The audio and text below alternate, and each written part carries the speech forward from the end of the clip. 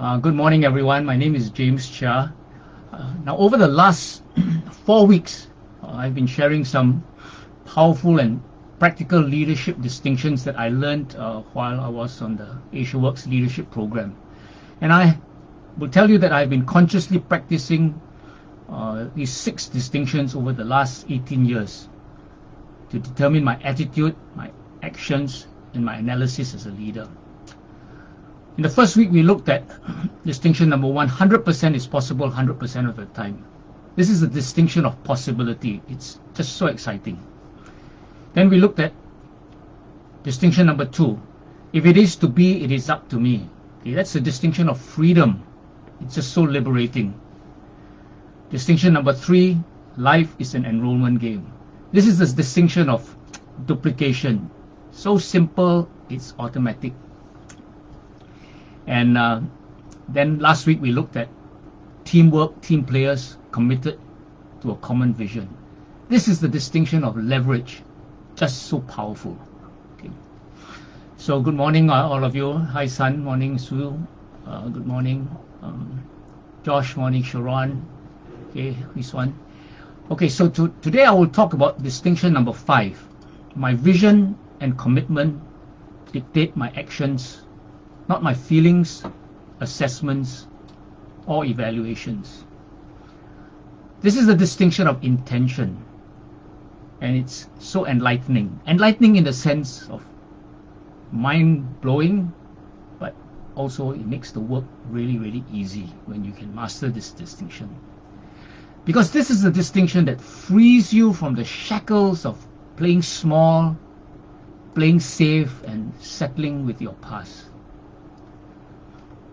Number 1, 100% is possible 100% of the time, is the distinction of possibility.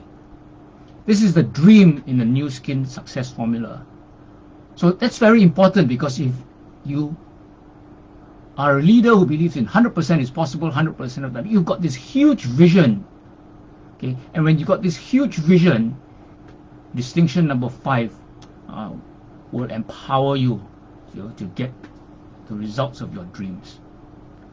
So, but the reality is we have these dreams, but we are suddenly woken up from our dreams when we face reality. The reality of challenges, disappointments, and these challenges and disappointments create feelings, assessments, and evaluations. Okay, so what is the source of this negative input? Number 1, of course, dream stealers. Okay, these are your family, these are your friends.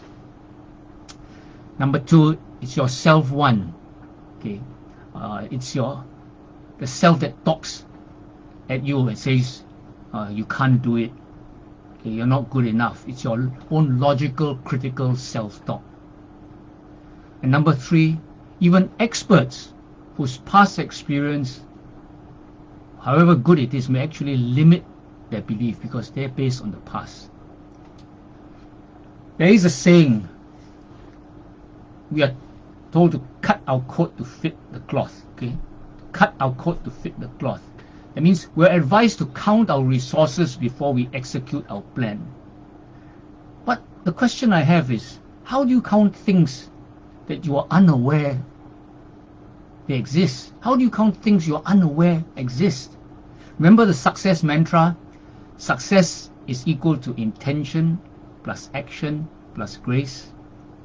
Okay, so intention is your vision. Okay. Action, well, as a beginner, you haven't mastered all the effective action, so this area will be small, but it will grow. And grace is the unknown, the unpredictable, but the unlimited. And we have absolutely no idea how big God is.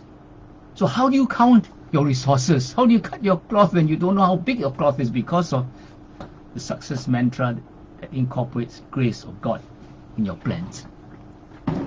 So it's absolutely imperative that we deal with this major, what I call a major incinerator of our dreams and hopes, the negative feelings, assessments, and evaluations. Let's talk a bit about feelings, assessments, and evaluations. Feelings first. Now, you do have feelings, and you can actually use them powerfully to your advantage. For example, if you got a promoter or you got promoters in your organization, they are important team member because when they get excited, they can really rally people up. Now promoters are not a bad word, but there are people who really get excited. They can really drive the team. My son Chris, he can really get excited. Jeff can really get excited, about things. Patrick get very excited about things. Okay, but your feelings must serve you. Okay, you must be in control of your feelings when they don't serve you. Okay, so when you got good feelings, let them serve you. But when your feelings don't serve you, you need to be in control of them. Take love. Okay, is love an act or is it a feeling? Okay, love is an act. Because I ask you, do you act loving only when you feel loving? Okay, we are taught act first, then the right feeling will come along. Okay, so that's something that we learn by experience. You act first, then the feeling will come. You don't wait for the feeling to come along. How often we make decisions also based on the imagined feelings of other people. So it's not just our feelings. We imagine the feelings of other people, especially our prospects. We imagine that they may feel rushed. We imagine that they will feel intimidated. We imagine they will feel pressured. We imagine that they will think it's too expensive. We imagine that they're uninterested. Okay. So even if you're right, and even if your prospects tell you so, remember, feelings can change. So take action based on your vision and commitment. So I'm saying feelings are not necessary to get results. Okay. Secondly, let's look at assessments. And I want to make a few contentions here. Firstly, that our assessments are not good enough. Okay? Our assessments are not good enough. Let me share with you an example. When you buy a financial instrument in your financial sales material, there's always this clause: past performance does not guarantee future performance. And it warns you that good results may not be repeated. And the same must surely apply to you in your future performance.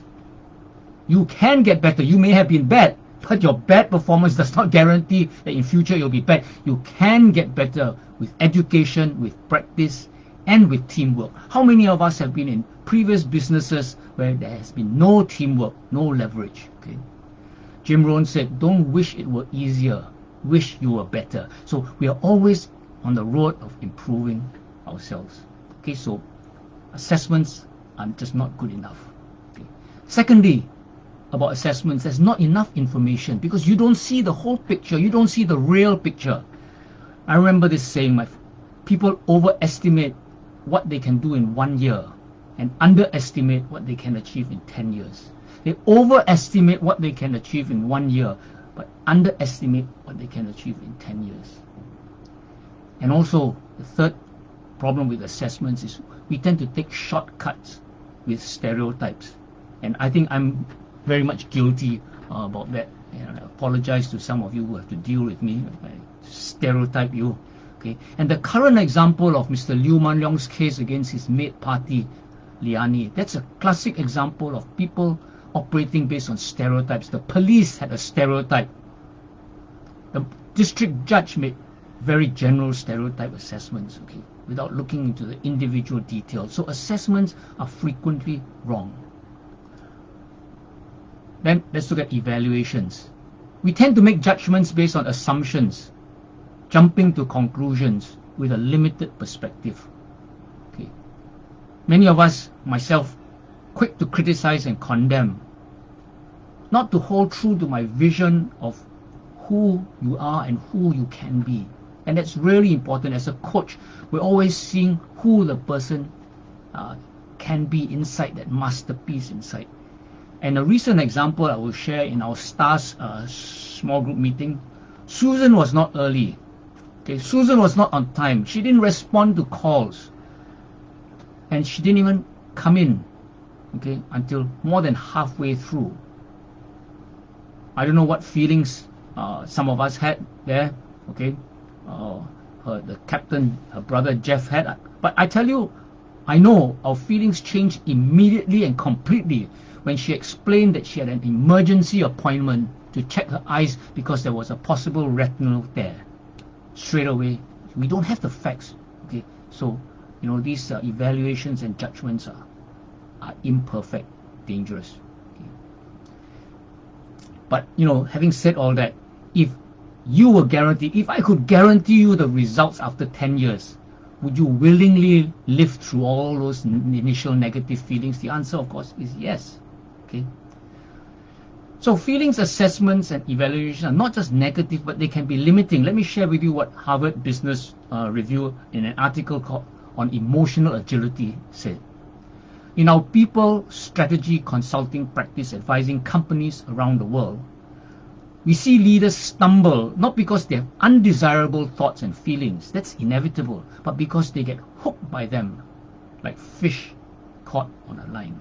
So they can be limiting. Now, how do you strengthen your vision? Let me share with you what Dr. Joe Dispenza has said. Okay, Dr. Joe Dispenza says that you need to be defined by your vision of the future, not by the memories of your past. Okay, you need to be defined by your vision of the future, not the memories of your past. How are your thoughts connected to your future? He says that a person has 60 to 70,000 thoughts in one day. 90% are the same thoughts as the day before. The same thoughts will lead to the same choices. The same choices will always lead to the same behaviors, and the same behaviors will create the same experiences, and the same experiences produce the same emotions, and these very same emotions drive then the very same thoughts. So your whole biology, he says, your neural circuitry, your neural hormones, and even your genetic expression, he talks about genetic expression, is equal to how you think, then how you act and how you feel.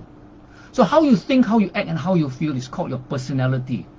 Your personality creates your personal reality.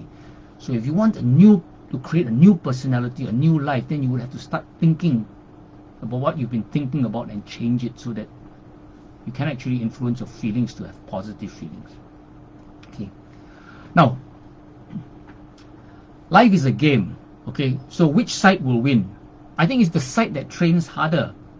Okay. So you want to train the vision and the commitment side harder, and that's where the daily definite purpose statement and your daily self-confidence formula comes in, because daily you're reminding yourself of this powerful vision, and daily you're reciting your self-confidence formula. Okay, so you want to feed the side that will win, your vision and commitment. I want to end with two local examples of the power of this distinction. Okay, the first example is Hui Xuan.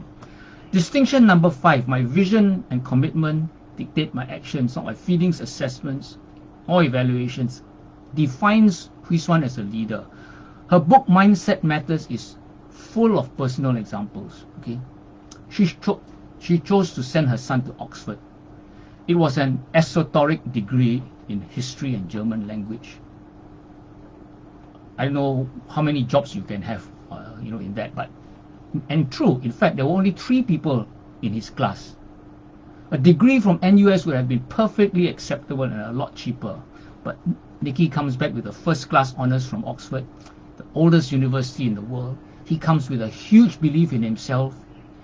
We have a huge belief in the law of attraction, and Hui Xuan has an incredible, priceless story for New Skin. Okay. The second example is the Liu Man Leong and his maid, that case. Okay. This was victory against unbelievable odds.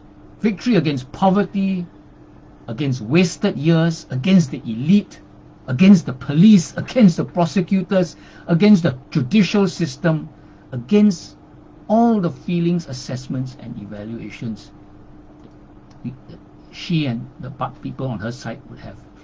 But, for Pati Liani, the maid, for Home, the NGO, and for Anil, the pro bono lawyer, their vision and commitment dictated their actions over more than 4 years.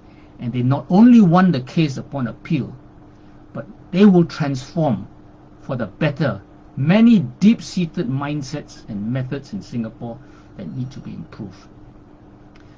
So distinction number 5 is the hallmark distinction. that sets apart a master from a mere manager. It actually reveals the art of combining loving, compassionate, emphatic leadership with a steely resolve that is immune to negative feelings, assessments, and evaluations. And that's how a leader can lead people to success.